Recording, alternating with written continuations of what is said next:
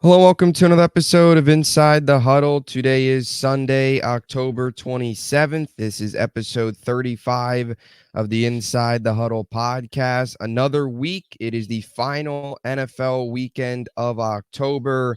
As we talked about at the beginning of October is always a big month. Kind of see teams separating themselves amongst the pack. The really good teams start to kind of take off. The bad teams start to fall behind. And then you still have a couple of those teams that are kind of in the intermediate middle range before we get to halfway through the season, before you get to November, which is really the final big month. And in December, you get meaningful games for about half the league and meaningless games for the other half where you're already looking towards the NFL draft. So a lot to get into today on the podcast. A full slate of games this weekend. No teams on bye week, so should be a lot of fun. DiMari, another week. How's it going, man?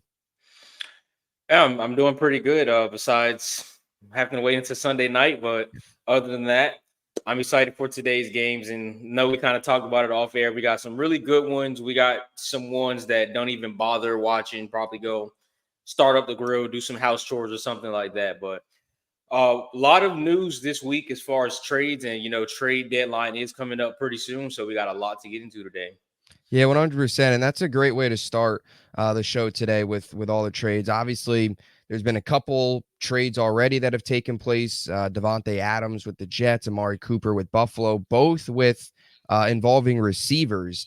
And maybe expect a couple more. The trade deadline is about, 10 days out, whatever. Tuesday, November 5th is the trade deadline. So whatever that is, very close to that time. A week from this Tuesday will be the trade deadline. So really ramping up here. Also an interesting time to see kind of which teams are buyers, which teams are sellers, those teams that are kind of middle of the pack, how they handle things. But the biggest news this week was coming out of Tennessee and Kansas City as D-Hop gets dealt to the Tennessee Titans. The official trade terms, the Chiefs get Hopkins. The Titans will receive a conditional fifth-round pick in 2025. That could be a fourth-round pick. So after 2 years in Tennessee, D-Hop is out. So he will be on his third team in 5 years now after spending 3 in Arizona, 2 in Tennessee. Now he enters Kansas City. And I think if you're an NFL fan, this is one that you never like to see. The rich get richer. The Chiefs are somehow playing, like somehow winning games, somehow 6-0 when Patrick Mahomes has thrown more interceptions than touchdowns. And yet they're undefeated, which is just crazy.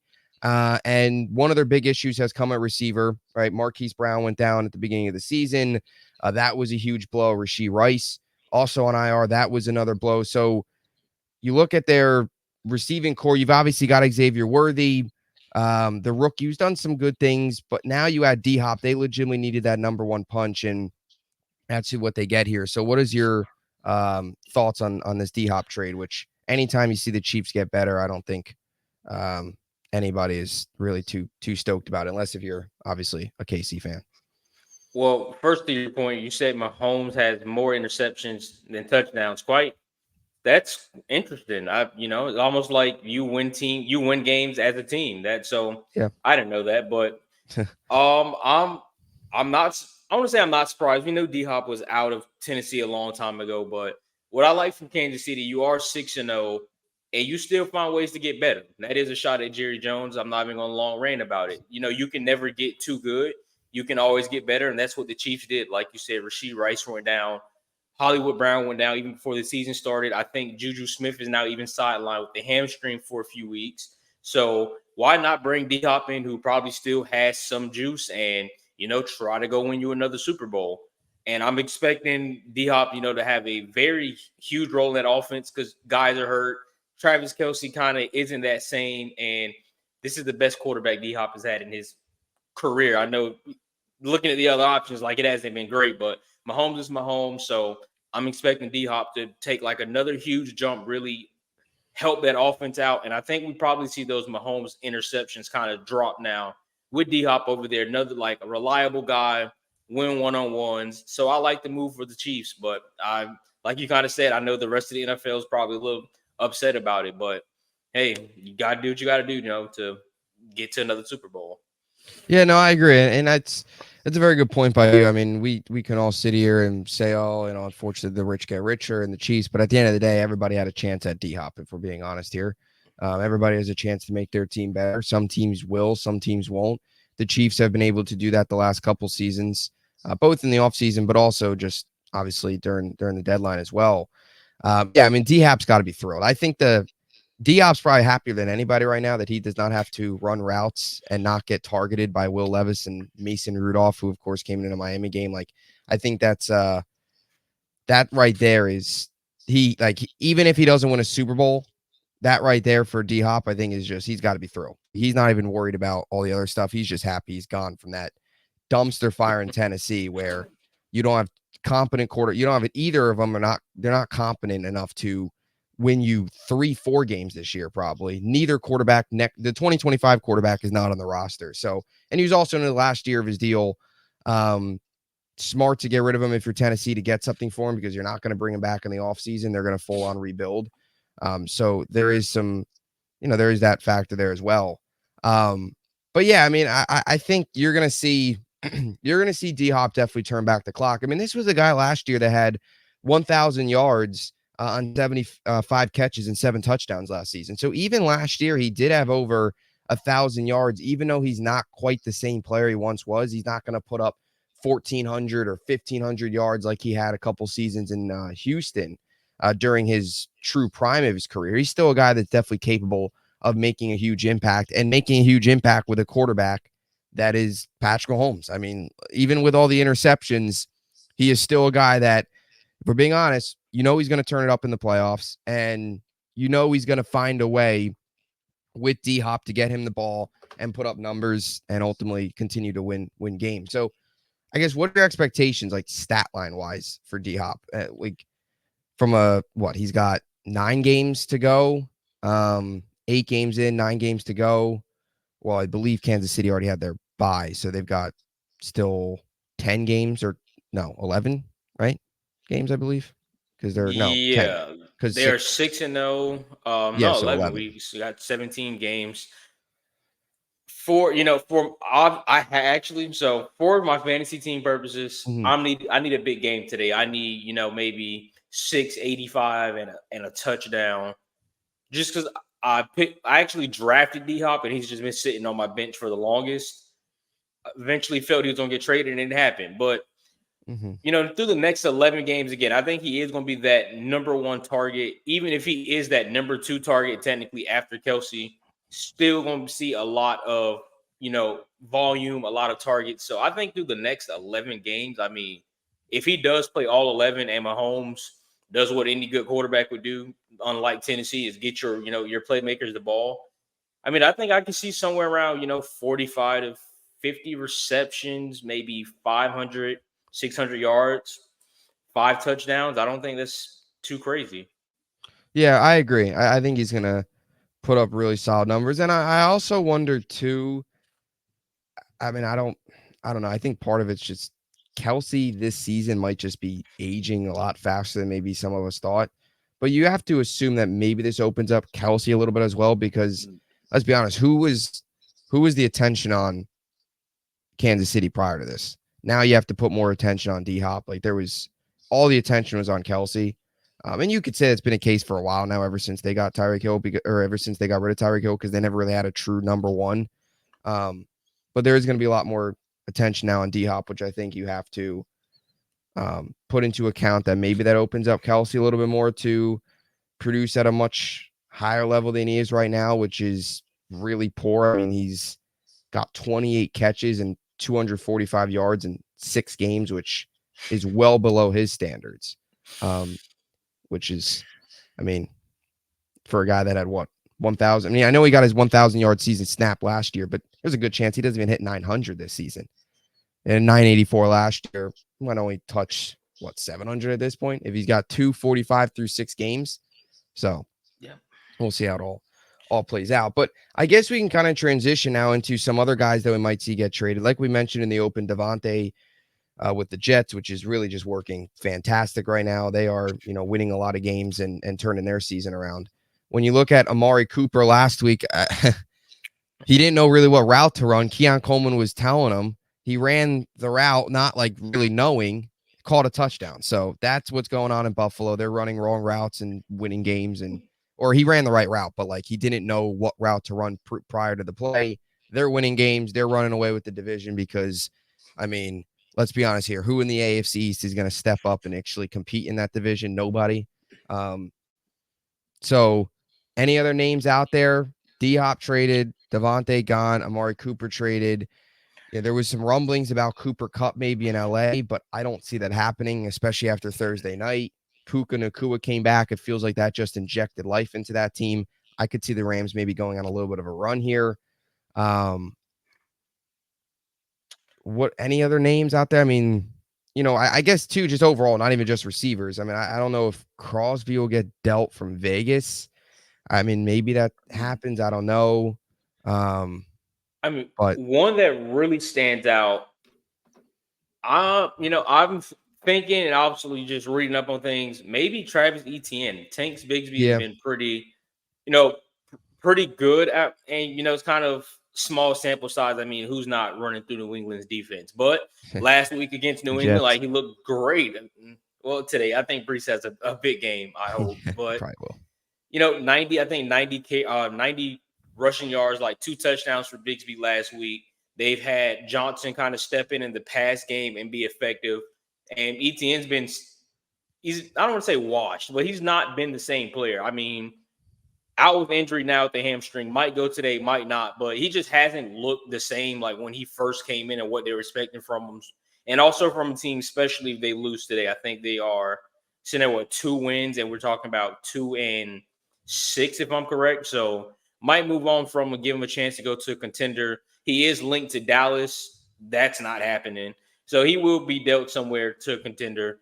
And also, I think Deontay Johnson, too. I know that's another one that's Yeah. kind of been floating around, but they are we bash Carolina every week. They are an absolute dumpster fire. I think Johnson should get a chance also to go play somewhere where his, efforts and his talent will be used, a contender or maybe somebody that's in the race. And Johnson's actually been pretty good this year. I know I probably had a lot to say about him, like from a diva standpoint, but just as like an athlete this year, a baller, he's been great for Carolina. He has been a bright side along with Chuba Hubbard. So I think Johnson might be out of there as well. So those two kind of really stand out. Yeah, I agree. Deontay Johnson's a good one. I mean, the fact that he's producing with the quarterback play that he's been given is pretty impressive. Um, I think anytime a receiver is able to put up competent, solid numbers with Bryce Young and Andy Dalton is something that's got to be pretty praised. But I mean, you mentioned you mentioned Dallas with maybe ETN. Deontay Johnson, I think, would be a very good fit there as well to give, a number 2 along CD. Now, I have to ask, will Dallas do anything at the deadline? We like our guys. We like our guys. So what if Deontay Johnson publicly comes out, and they probably still won't do it, if he comes out and requests a trade and says, I want to go to Dallas, still I like our mean, guys? all I'm saying is Derrick Henry has a house in Dallas. There's been quite some guys over the years that's like basically on the property at the Star in Frisco with the, hey Jerry, like I'm available to work, and Jerry looks out the window and he's kind of just we're hiring, but not you. So it's probably gonna be one of those situations. Deontay Johnson ends up in like Washington and they completely torch us. Just the way things kind of go. Which I think would also be another kind of crazy good fit. And just briefly, I mean, outside of McLaurin, there hasn't been much production from any other receiver. Dan Quinn is not afraid to go get guys. And right now, you're first in the division. Rookie quarterback playing amazing. Brian Robinson playing his best ball I've ever seen him play. Why not go get another receiver to help McLaurin, help your rookie? I could see Johnson to Washington. Yeah, that's definitely a good point. Another name too I'll throw out there is just another Jet, Mike Williams. Feels like they might move on from him. I wouldn't, because now if they lose this weekend and lose to Houston and they're 2-7, then yeah, you can move on from him. I mean, even if you win this week and probably lose to Houston, you're sitting at 3-6. Season's over either way. Then you can still move on from him, because he's going to be a free agent at the end of the year. Might as well get something for him.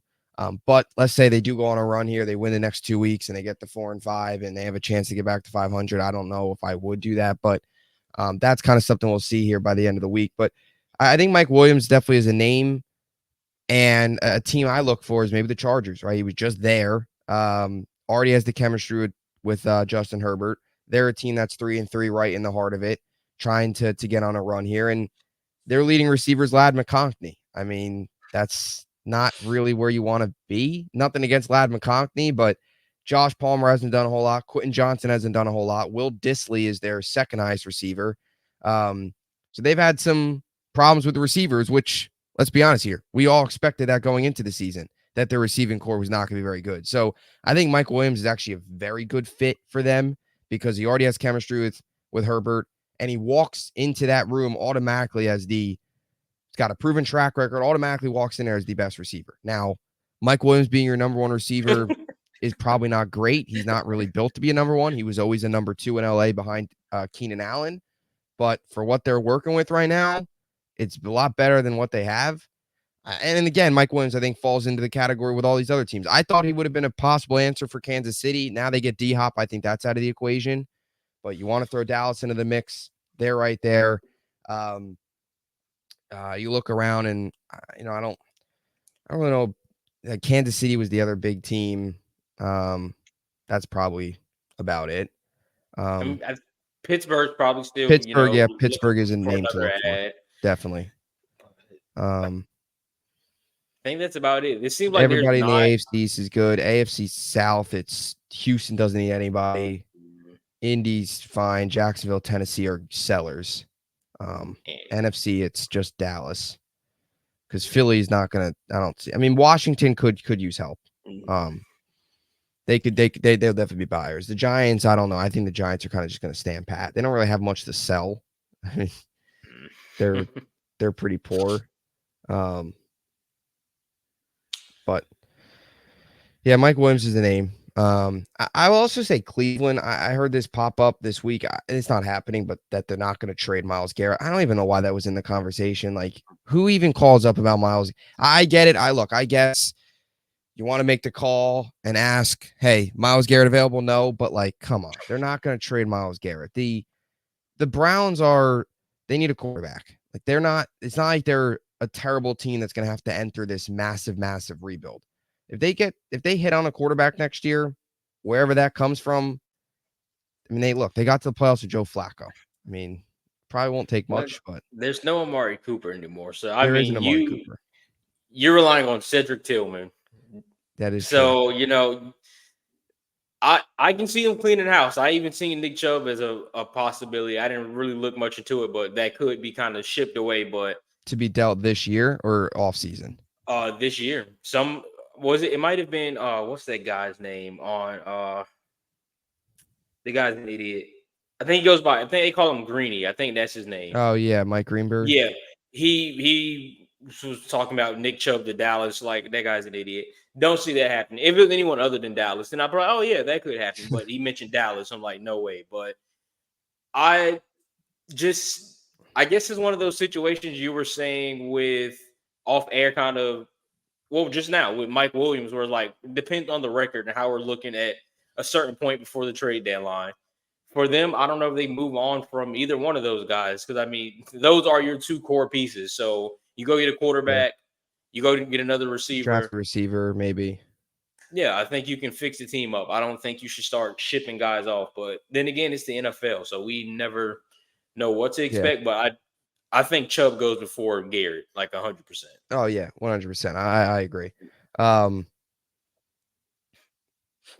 Dallas has got to do something here. Like they have to. They cannot, and especially if they win tonight, you get the 4-3, and then what next week they got Atlanta or no? Atlanta. Yeah, you'll be in the building for that one. I am actually not going anymore. Oh, you sold the tickets. Yeah, I'm not going. I refuse. I respect that. I probably still would be going because I like to waste money on the Jets, but that's a smart business decision right there. Yeah, it's almost like Jerry Jones can use any tip in life. When you have to know when to let certain things go. like Mhm. number 15 Ezekiel Elliott. Sometimes you don't have to hold on to everything and still go through with it for the memory and for the love of the game. I'm not wasting my time going to Atlanta. You shouldn't waste your time on a running back. That's just how some things work. So yeah, I won't be there. I'd rather sit at home and spend, maybe $12 on a box of pizza and something to Yeah. drink than the stadium food and the Airbnb and the flight, and I'm all right. Yeah. Yeah, I agree. I'm right there with you with that one. Um, but they've got to do something. They've got to. Like they've had so many. You know what's weird is they've had so many chances of like solid players just falling to them or kind of close to falling to them. Like Derrick Henry was right in their lap, and they couldn't come through. Now you've got some solid receivers out there that you could help build around CeeDee Lamb because he's got no help around him right now. It's CeeDee Lamb and that. Let's be honest, the offense right now is CeeDee Lamb, and that's it. The only playmaker is CeeDee Lamb, and Jake Ferguson, I Jay guess. But Ferguson's been pretty good, and yeah, Hunter Lipke's been pretty good, but he's not a guy you're going to, line up, line up in the slot and use him in the backfield a lot of different ways. yeah, Dalvin Cook is elevated today, apparently supposed to get some touches, so we'll see how that looks. But no, that offense is literally CeeDee Lamb, Dak Prescott, and the two don't even have a connection. Thanks to not saying CeeDee Lamb's at fault, but thanks to him sitting out of training camp for a contract, rightfully so. I don't blame him, but I mean we're week what was it week 7, week 8 in the NFL, and we still don't have chemistry. Like we're still throwing back shoulders, and CeeDee Lamb is expecting jump balls and vice yeah. versa. I don't Well, know, but I feel your pain with that. That's the same thing with the Jets right now. There's still a mix. There's still a disconnect with chemistry, and that's something that I don't understand. And then this isn't just a Jet rant. This is just kind of an NFL rant, Cowboys rant, whatever. I don't know how you can be in week 8 of the NFL season and you're still having these miscommunications for whatever any team, whether it's the Jets, whether it's the Cowboys. Like I don't get it. That's what training camp's for. And yeah, you not even like the preseason is not real football. Let's all be honest here. It's not real football. So you want to sit here and say, oh, well, some of these teams don't have starters playing the preseason. I don't think the preseason is going to be the difference between you. Like the Jets, if Rodgers played one drive in the preseason, I don't think that's the difference between them being 2-5 and 5-2 right now. Like, let's be honest here. And every kind of the preseason, like the regular season extends the preseason like the first 2 weeks. The first 2 weeks of the NFL season is still kind of like preseason, getting the rust off, building chemistry. But week 8, we're almost in November, and there's still these teams that can't get on the same page, whether it be well, mostly it's just a quarterback and receiver, but it's this bad. is this might actually sound pretty dumb. I don't know, and I want your opinion on it. Obviously, the preseason you want to use your rookies. Mm-hmm. You want your rookies to get the experience, that game like feel, whatever. But kind of similar to practice, I feel like in a way they could use preseason as situational things. So Yeah. I'm going to use this example here. Let's say Jordan Travis next preseason comes in and he's our QB1 for the preseason. Oh You, God. Jordan Travis does a drive. Second drive, Jordan Travis gets his second drive as well. Third drive, Jordan Travis marches them down the field. Now, here with me, I know it's going to sound a little stupid. Jordan Travis marches them down the field. They get inside the 20. Hey, let's put Rodgers in. Let's get some of these starters in. Work some goal line things. We see a lot of teams struggle with goal line for some odd reason. Let's get a few of these guys in for maybe a drive or two inside that red zone just to get the chemistry going. And then like a Garrett Wilson, this is end game and it's not practice. Rodgers wants him to run a back shoulder. He runs the back shoulder. Not saying they got to play the whole preseason, but I think just some situational things in the preseason would make sense for the starters. Again, it could sound absolutely ridiculous because they're starters. They should have this chemistry, and that you're taking away from the rookies. But then again, the rookies got 3 to 4 games to go out there and make something work. I think a drive or two in certain situations for these starters probably won't be too bad. And we might see less of this like miscommunication and guys can't get on the same page. Yeah, you bring up a good point with the red zone. Um, even in training camp, they always obviously run the red zone drills. Red zone is so crucial. You could be great in between the 20s. Once you get inside the 20s, if you're struggling, you're going to lose games. And I know that's been an issue with the Cowboys really even last year. Feels like it was last 3 last to couple years. 4 years, if Yeah. I'm probably 3, last we'll say last 3. And that's the same thing with the Jets is it's been the same problems in the red zone. They got off to a good start this year in the red zone. And now they've slowed down. They were 1-4 against Buffalo. They were productive last week. I think they were 3 of 4 last week, I think, but they're not finishing drives. Like and it's so vanilla. Like the concepts in the red zone are so vanilla. It's like run with Brees up the middle, get stuffed. Oh, who would have thought you're gonna run it with Brees up the middle? Like try anything. Like you have Devontae, try a jump ball, something like that. Like, they got Tyler Conklin on the touchdown in the flat last week, which was nice. Rodgers kind of rolled out. Conklin was there, but you've very rarely seen it. Didn't mean anything because they got smoked, but like all these teams, they got to be more creative, and some of these teams got to be more creative in the red zone. And then you've got Kansas City running backyard football formations and they're scoring. So Detroit hook and ladder with the yeah, linemen, like in Dallas. It's I don't know, but talking about you're just talking about the Jets thing.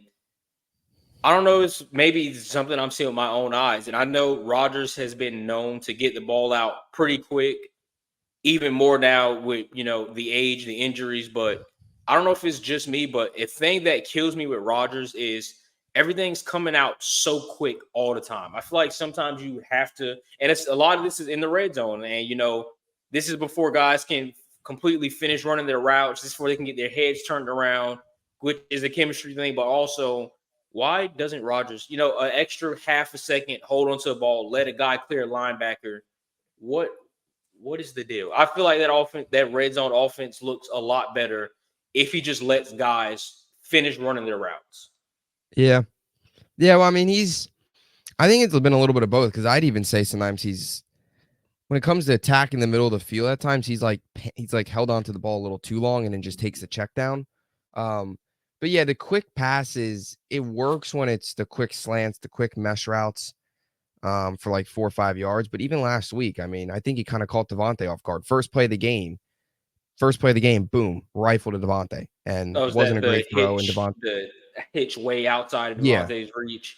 yeah. Yeah. I mean, it hit his hands, but it was not a very catchable ball. I mean, I know there's certain type of fans. There's certain type of fans that say if it hits your hands, you should catch it. If you don't, whatever. I'm not going to go down that path of whatever. But I think it did count as a drop, maybe because either way, he wasn't fully turned around. It was like first play of the game. Rodgers is trying to get it to his guy.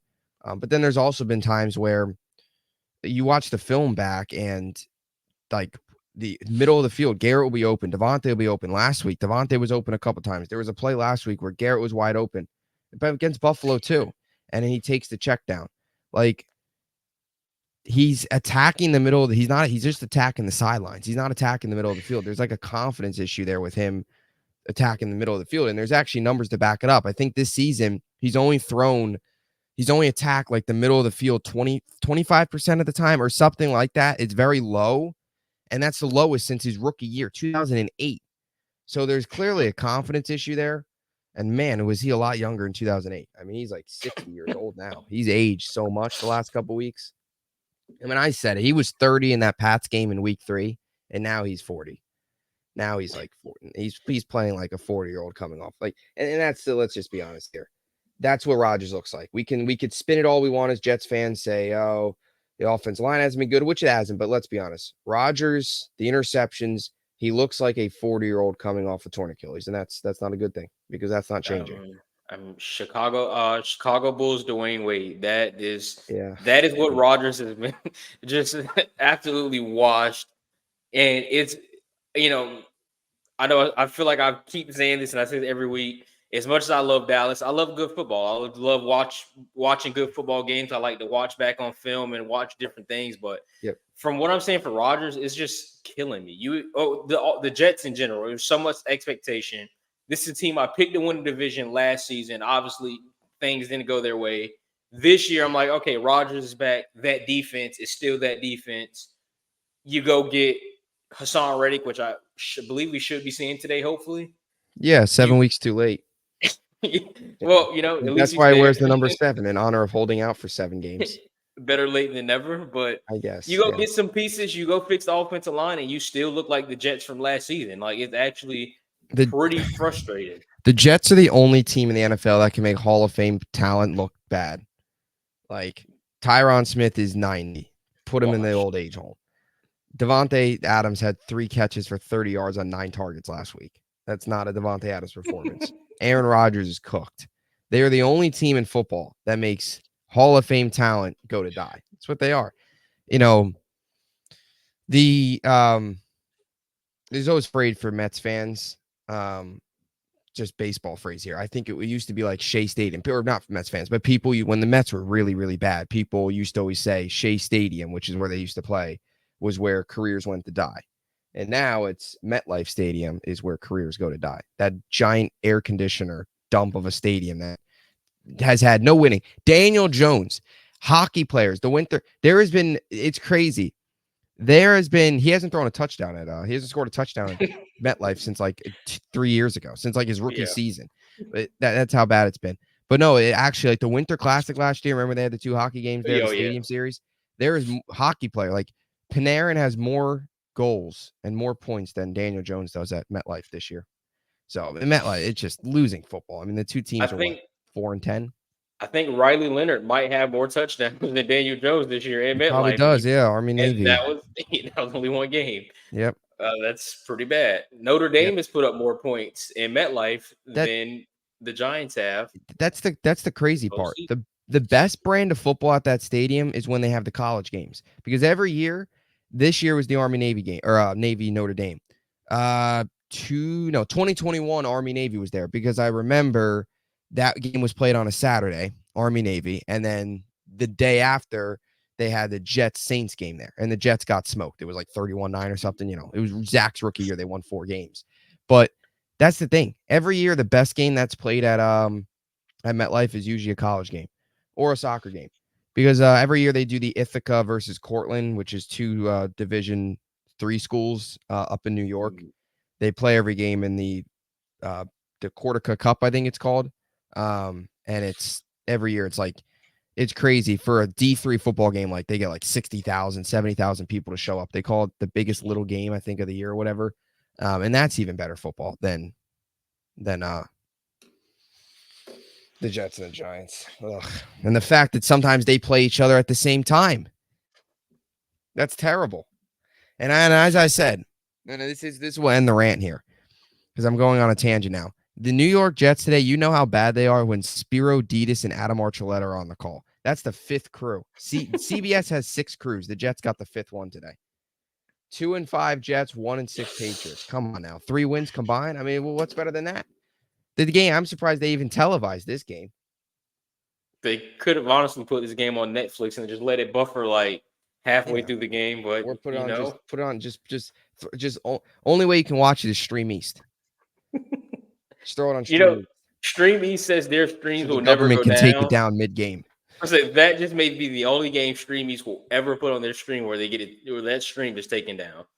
Yeah, the government might take down CBS today. They might. Who knows? It's either going to be a very if they lose, I swear, or a bad game. Mark my words. If they lose to New England today and Houston, I am wearing a paper bag on the show next week. Even if they lose, even if they win today and lose to Houston, I will probably still wear a paper bag on the show. A win today, a loss to Houston. I feel there has to be nothing. It doesn't a mean little anything. leniency though. It's a little leniency though. It's a short week. They're still back. They're back to 3-6 though. They're still 3 games under 500, and it's just 2 weeks. 2 weeks gone now. That's true. The season's 2 weeks older, and you haven't made up any ground. Buffalo was 6-6 last year and went on a crazy run to turn it around. You can always turn it around. The last time the Jets won the division, they were 2-5, and they came back and finished that year 9-7. And by the way, that was 2002. 2002 was the last time they won the division. It's 2024. I don't even know if the cell phone was created the last time they won the division. I might have still been in diapers. I went through every life of college. Yep. Since the last Jets. But hey, at least you experience some type of something. We have not won a Super Bowl since before I Well, was yeah, born. at least you've seen playoffs.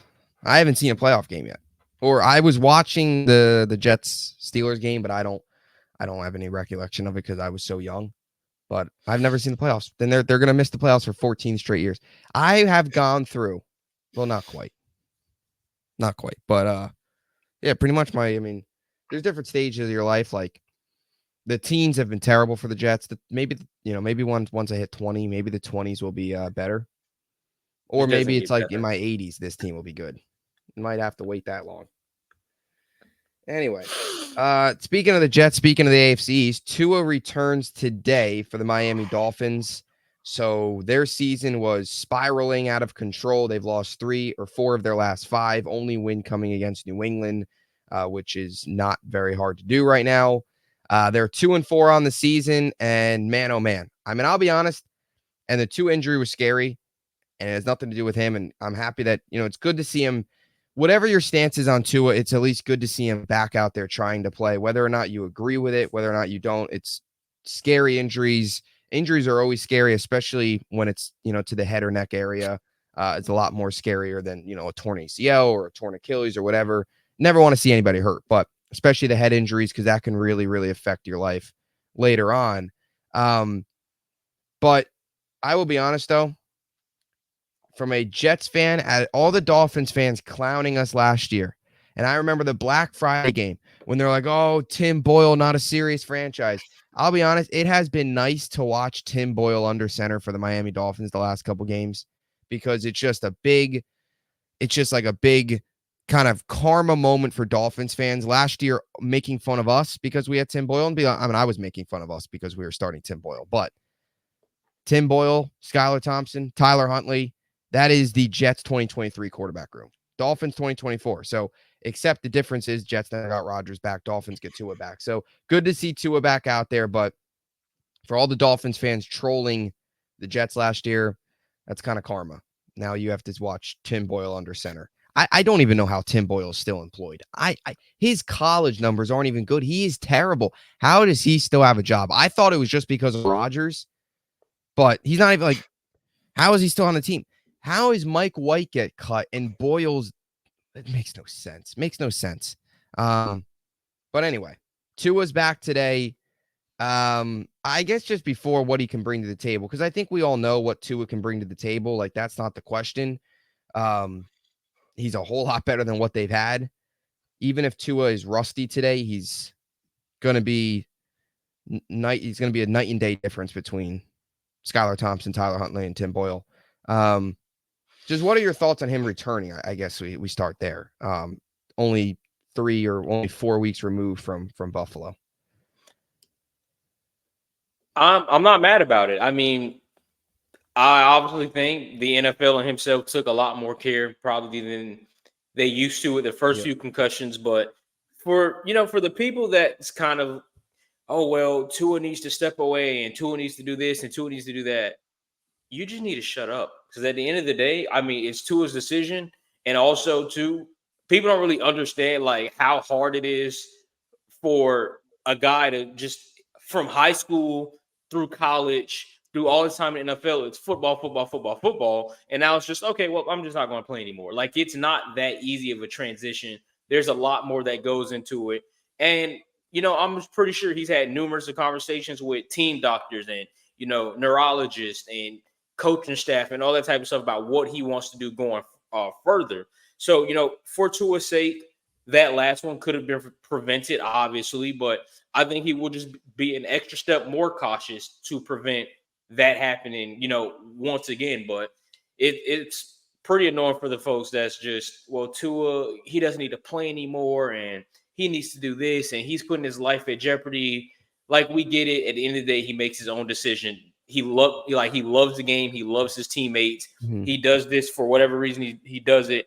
I just hope he take care of himself, and we can see some healthy Tua. Because I mean, I know he's not like Patrick Mahomes, and you love to see him every week, but like you just said, that team is completely different with him there. Like that offense is just a different beast. They're a fun team to watch when Tua's not stinking it up. So I'm glad he's back. Yeah. No, I'm right there with you. It's ultimately his decision. Um, And yeah, he does have to be a little smarter. I think he's got to be a little safer with his body. Because the injury, the injury against Buffalo, that was on him. Like he led with his head, and he knocked Damar Hamlin over. Like it wasn't like Damar Hamlin led with his head and hit him. Like he's got to be definitely smarter, more cautious, sliding down, not taking the hits, um, going out of bounds. Like don't try and at this point where he's at, live to fight another play. Like if it's a second down and 5 and you have a chance to get to the first down, but you're going to have to dive and there's another player coming at you, like just slide down and live to fight another down, get to 3rd and 1 and find a way to pick up 1 yard. Like, especially where you are in the field, potentially 3rd and 1, 4th and 1, you have 2 plays to get 1 yard. You should be able to do that. So, it's definitely something that obviously it's going to be under the microscope because it's been 2 injuries and 2 of the 3 of them have happened on. Well, he's been 2 bad ones, but they both happen on prime time. That's why I think they're so much more focused because it happened since I think was that a Sunday night game or Monday Yeah, or Thursday night? Might have been a Thursday night. yeah, Thursday. I think it was Thursday night. Thursday. And obviously this was a Thursday night as well. So I think the fact that they've been on prime time is probably a little bit larger. I mean, if it just happened in the 1 o'clock window, there might be some people that kind of don't pay as much attention to it. But, it'll be interesting to see what he looks like, not even just from like how he handles his body, but I will be interested to see how much, if there is any rust at all there. I will say though, if you're a Tyreek Hill fantasy owner, you might be, and I know he's questionable, but I believe he is expected to play today. If you're a No, he's Tyreek Hill fantasy owner, you probably might be one of the happier people out there because Tyreek Hill was not doing anything with the traffic cones they had at quarterback previously. it's cardio. A lot of Tyreek Hill cardio. A lot of Tyreek Hill cardio. I wished he could have did that on the Chiefs. I wish it could have been a lot of Tyreek Hill cardio on the Chiefs, but not the case. Mahomes just kept throwing it ball deep, and Tyreek Hill was down there somewhere all the time. And that's still kind of the case here. Tua is going to like chuck a bomb today, and Tyreek Hill is going to be down there somewhere. I mean, it never. I don't want to say it never fails, but it's almost like it never fails. Yep. All right. So I guess we can move on here. 49ers, Super Bowl last year, Super Bowl 2019, lost both of them to the Kansas City Chiefs. Really in similar fashion. Had chances to win both games, lost both of them. Lost the NFC title game to the Eagles in 2023. I mean, they've had multiple brutal playoff exits, lost to the Rams in the NFC title game in 2021. So multiple tough exits for them. And this year, by far, they've been a team that has dominated the regular season and hasn't been able to finish. This year, it hasn't been the case. They are 3-4 right now, dealing with a whole lot of injuries. And you start to wonder here, is their Super Bowl window closing? What are your thoughts? Is it closed? Is it over? Cowboys tonight officially bury them? Are we on the Cowboys train tonight? What are your thoughts on where San Fran stands? I think that window is closed. Just it's so hard to get there in the NFL in general, which what makes it so much more impressive when you actually break down Brady, Mahomes now, and even the 49ers to constantly even get to the NFC Championship game. Like it is so difficult to get there year in and year out. And I just don't think they do it again this year. I think it's over with. It's too many injuries. The Brock Purdy that a lot of us really thought Brock Purdy truly was is now Brock Purdy. Like he took off the Joe Montana mask and now he's actually Brock Purdy. We see he's really not that great when you don't have, 8 Pro Bowlers around you, which also any quarterback, is going to look not as great with a lot of guys injured, but Brock Purdy hasn't been good. They haven't looked good. No one's healthy. I don't know when McCaffrey's coming back. Ayuk is now done. Debo had pneumonia. I think he is playing today. Kittle's hurt. Like there's just so many injuries with this team. And you just look at everyone else in the NFC. I just don't think they get back. The Lions are tough. The Packers are tough when Jordan Love isn't throwing a trillion, F it, we ball type of passes, which he seems to do quite pretty often. I just don't think they're getting back. I don't think they have enough. And I know you said Shanahan was kind of probably on the brink of a hot seat depending on how things go this year. I think, I mean, depending on how they finish this year, they're 3-4 right now, 4-4 after tonight. Depending on how they finish this year, I mean, Shanahan might be kind of looking at some early exits because I don't see this team getting back. Yeah, I agree. And that was my biggest thing with Shanahan was a great coach in the regular season. We all know that gets to the playoffs, but he can't get it done. You've lost. He's 0-2 in the Super Bowl. He's lost 2 conference championship games. One of them, I guess he really can't say was his fault. I mean, the Brock Purdy injury kind of killed things against Philly. Guess who did that? Hassan Reddick. Guess who's back today? Hassan Reddick. Our full circle moment. Full circle moment. I mean, I thought Reddick was just going to wait at this point to if the Jets ever got to the title game, and then he would show up. I mean, might as well. That's why Reddick came back, because he's like, all right, we're going to play the rest of the season, and the Jets guarantee all their players January and February off. So Reddick's got that. That's why he'll be back next year, so he can get January and February off. So today, I know we're getting a little. Well, before we go back to San Fran, off page, yeah. Before we go back to San Fran, if he goes out today and he just says, let's just say he has like 1.5 sacks, a forced fumble, and like 8 tackles, are you going to forgive his 7-week holdout? No. I'm not going to forgive anybody on the Jets until I see them in a playoff game. Until we are sitting here on this very podcast previewing wild card weekend. And if the Jets are in wild card weekend, because they're not winning the division, they're not getting a first round bye. Heck no. They probably got to win every single game from here on out to get a first round bye to finish 12-5. That might not even get the job done. So this here weekend, wild card weekend, if the Jets are playing, then I will forgive everybody. But until that point, no. He can go out there and put up 50 sacks today. The Jets will still find a way to lose because the offense they won't show up. I wonder which side of the ball got on the plane this week. Every week it's somebody different. Last week it was the offense for the first half. They got on the plane and then they left the stadium at halftime and the defense left the stadium at halftime. So the whole team left at halftime. Even the Zerline left. The special teams left at halftime. Yeah. So it was just the Steelers out there. Against Buffalo, they didn't show up. No, Buffalo, I don't even know. Buffalo, the defense didn't show up in the first half. So they came in the second half. The offense showed up in the first half, didn't show up in the second half. So as the defense was leaving, the Jets offense got on the bus and left. Or defense was entering. Either way, now we're getting on a Jets tangent, which doesn't need to be done because they are irrelevant. Back to the Niners here. Wow. I'm right there with you with Shanahan. I think this is, if he misses the playoffs this year, there's a good chance this might be it. Maybe they bring him back with another year and say, they dealt with a lot of injuries. They still don't have CMC. Ayuk's done for the year, even though Ayuk wasn't doing anything prior to that injury. I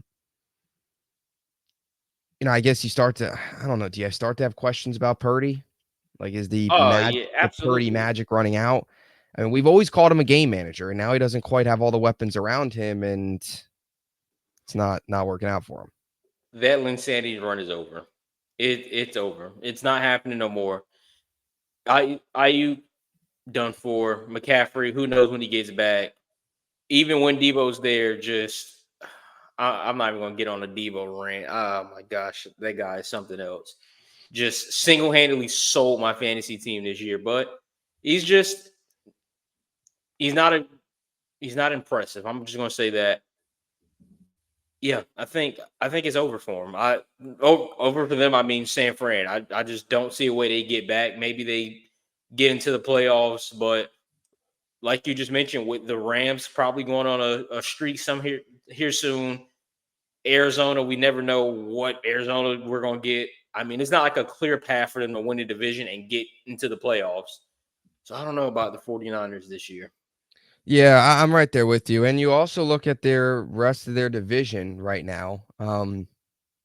Seattle is 4-3. They finally snapped that 3-game skid. Big game today against Buffalo.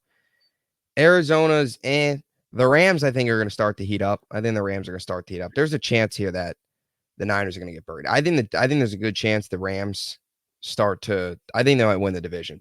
I really do. I think Puka back, Cup back. They're not trading those guys.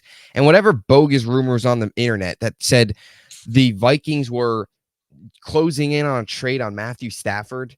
Like what? And there's some the guy that created that false report is like multiple Vikings executives will be in the building tonight to watch Matthew Stafford.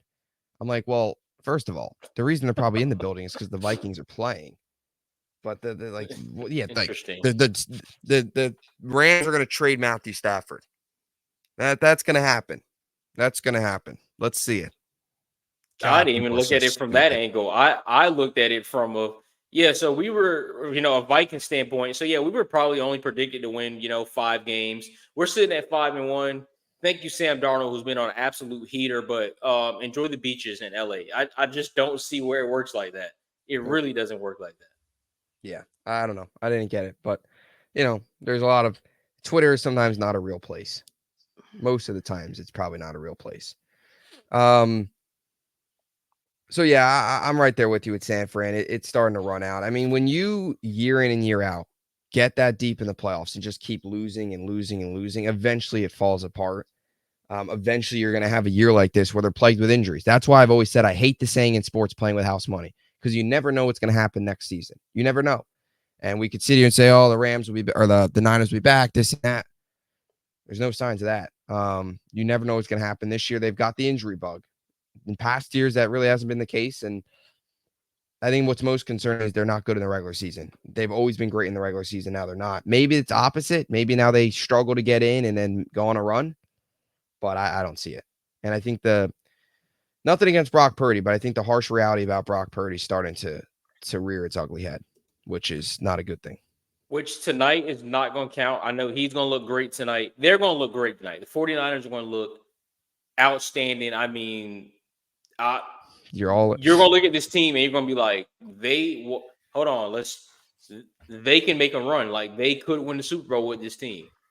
After tonight, you'll see the true 49ers because they're playing the Super Bowl today in Santa Clara. But after today, we will really get back to true 49ers football, which is what we've been seeing for the last few weeks. Yeah. You're not on the Cowboys train. I'm on the Cowboys train. The Cowboys are winning tonight. Guarantee it. You watch. It'll happen. I just don't see that happening. I just don't see that happening. I've lost All confidence. complete all confidence, complete faith. There's just the only way we possibly win is if the 49ers do the Jets thing and either the offense and slash or defense and slash or special teams just decide to not get off the bus. But oh no, this is Dallas hate week. Everyone's playing. Yes. All right. Game picks. Game So picks. We both last went week, just to be clear, two and 2-1, one. both of us. So you got back on Yep. track. Now overall for the season, I'm 10-11 and you are 13-8. So 3-0 week from me and an 0-3 week from you would get us tied. So we're close down to the wire here. I don't even know who wants to go first because the picks are so hard to make. Yeah, they're bad. This is a bad week. Very bad week. I guess I'll go first. So I'll go Bucks +2. That's probably, although maybe it's now lower down to 1.5. So I guess Bucks +1.5. Either way, really, I'm predicting them to win this game. That's kind of when the line is that small. We'll go Bucks +1.5, Bucks +2. Either way, I know Mike Evans is out in this one, inactive. I don't know. I just still they're coming off of a tough loss to Baltimore where they probably should have won the game. I know they're without Godwin. Two big injuries there. Godwin's injury is awful. You feel for him. He's had such a big season. Anytime you see a guy get hurt like that, it stinks. But I'm gonna go to the Bucks. They're I don't want to call them desperate, but I think they kind of realizing here they lose this week, then they got to go on the road to KC. there's a good chance they could be looking up over the next couple weeks here and they'll be 4-5. So I think there is a little bit of sense of desperation, a little bit of sense of urgency. And even without Godwin and Evans, I mean, their receiving core is pretty ugly. I mean, you got Jalen McMillan, Trey Palmer, you got Sterling Shepard. Rashad White hasn't done a whole lot from a running back perspective. So their offense is a lot more. I mean, they lacks big play talent, but I just think desperation. I think they're going to come away with a win. I think it's going to be a low scoring, ugly game, 16-13, something like that. I'll take Tampa +2, although that probably won't hit.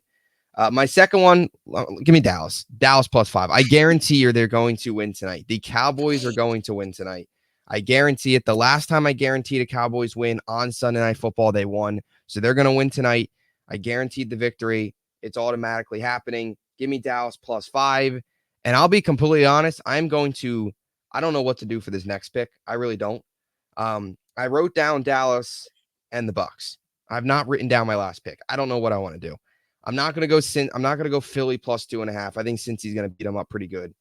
Baltimore is lost. I'm not going to go Baltimore Cleveland's lost. I'm not going to go Cleveland +7.5 against Baltimore. Tennessee might actually lose by 40 this weekend. They're not going to cover 12.5. Jets game, I do think the Jets win, and I do think the Jets cover. So I'm not doing that. The one game I am circling is Arizona, Miami. Tua might have some rust, maybe a slow start. Arizona coming off of a close win over the Chargers, not very impressive. I kind of want to go Arizona, although part of me does think they're walking into a buzzsaw with Tua out there. I could see Tua just having a huge game. This week's tough, man. It really is tough. There is part of me too that says the Broncos and Carolina, like Carolina's going to keep it, like they'll probably lose by 10, but like they probably cover the 11.5. So part of me is like, there's two huge spreads this week. One of the teams got to cover. I don't think it's going to be Tennessee covering the 12. If anything, it'll probably be Carolina covering the 11.5. So here I am, currently making my pick live. By the way, earlier in the week, the Chicago Bears were underdogs or were favorites against Washington. And I actually wrote it down. And now the line has changed. Washington's now the favorites. It was like Bears +1.5. I would have hammered, or it was the Commanders +1.5. I would have 100% done Commanders +1.5. But now it's Commanders are the 1-point favorites. So that definitely throws a wrinkle into what I'm going to do this week. But there has been some updated lines. As I check here, Dallas is now 5.5 instead of 5. Raiders are now +8.5 instead of 8. Let's see. Baltimore has now changed Seattle, to like Buffalo -7 on the road in Seattle. I don't know.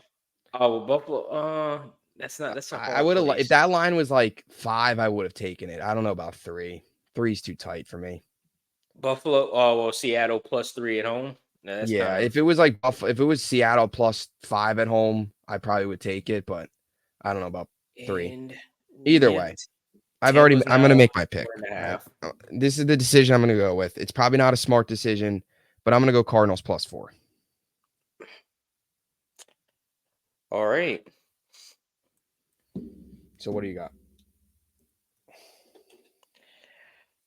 I am right with you with Cardinals +4. So that was one. Again, I have not lost. Well, I think the Cardinals, I've only lost them one time this year, and that was in week 6. Other than that, I have picked them. Let me go back through. I think I picked them week 5, and they covered. Week 5, yep, they covered 7.5, and then week 6 I picked them again. They did not cover 5.5, and then they covered for me last week with an outright win. So I'm gonna stick with the Cardinals train. I'm going to go Cardinals +4, Bears +1.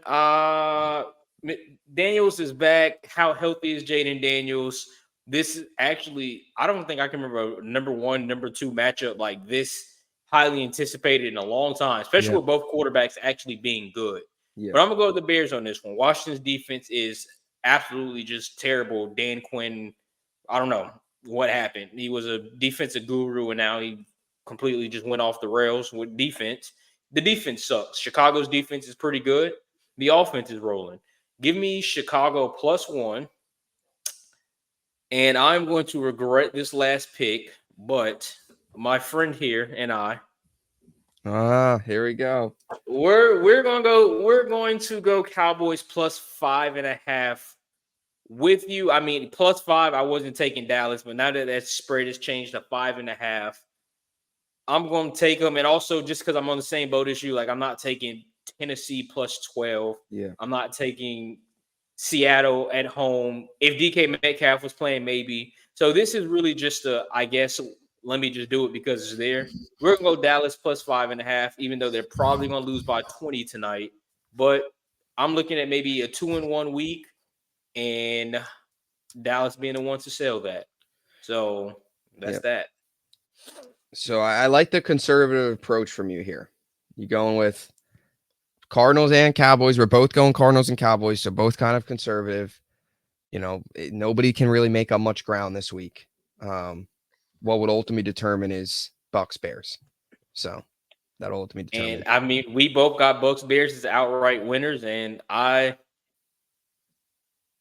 Bears. I like the Bears. The Bucks one.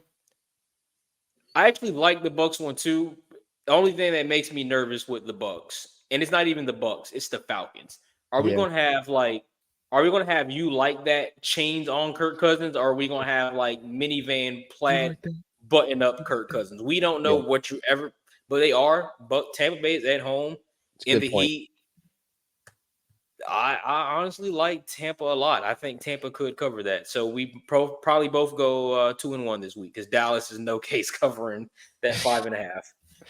We will see. So that'll do it. Another week down. Any closing thoughts? Enjoy your football Sundays, and I'm sorry for the disaster you're gonna have to watch Sunday night for everyone that loves to watch our show. I thought you talked about the big game today.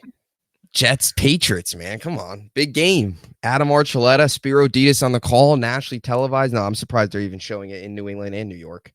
But here we are. So week 8, we will catch you week 9. Cowboys will be 4-3. Jets will be realistically 3-6. But there is that slim chance that they jet and they're 2-7. Or this is what they'll do. They'll win the next 2 games and find a way to lose to Arizona with 10 days to prepare. So that'll be one of 3 things will happen there. What won't happen is the Jets being back at 500. That won't happen. It's either they are 4-6 after these next 3 games, they are 2-8, or I don't even know, or they just stop playing in the season. They end the season. They forfeit the year, and Rodgers retires at halftimes and pulls his inner Buffalo Bill. I forget who did that. Was it Vontae Davis? Vontae Davis, yes. So we'll see what happens. Watch out for the retirement news, like 2:30 today. Rodgers retires at halftime. He's currently getting an Uber to the airport. Imagine Rodgers goes like full on AB in the last game. Just like takes off his pads, takes off his shirt, runs off the field, and like, I'm out. I'm retiring. I'm done. Catch pictures of Rodgers getting an Uber on the way to Newark Airport, flies back to California. That's it for Rodgers. Oh, good God. That would be, I mean, that's probably the better way to go out, honestly. Like, would you rather go out like that or go out lying on the turf because you got sacked on the last play of the season? Yeah, I think let's go out that way. Last thing you want to be is, you don't want to be 4-13. Yeah, with meaningless football, you might as well go out before it's there are moments in life that like are not real. I still refuse to believe that Antonio Brown running off the field is not a real moment. That was not real. Like that was not a real moment. Not a real moment. But it somehow happened. So I don't understand, because the fact that they were up in that game, and then 2, it being in MetLife for some odd reason just makes it so much funnier, because it's the most action. What are you doing? Like, what are you doing? He's reached the end zone more than Daniel Jones. Yes. Antonio Brown is a guy. I cannot wait for that 30 for 30 on Netflix of the downfall of the Killer Bees. I am so excited. I agree.